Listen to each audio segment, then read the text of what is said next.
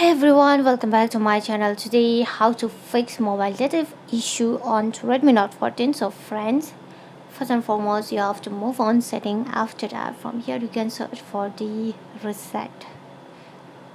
Then click on reset Wi-Fi and mobile network. After that, click on reset options and confirm your password, then reset it. Okay, this will fix your mobile data issue. And if it doesn't fix, then you can move on your mobile data, turn on and turn off, and click on data roaming. You can select it on always. Okay, after some few minutes, set daily data limit while roaming. You can turn off. Okay, or you can select for exceptional only. So friends, this is how you can fix your mobile data issue.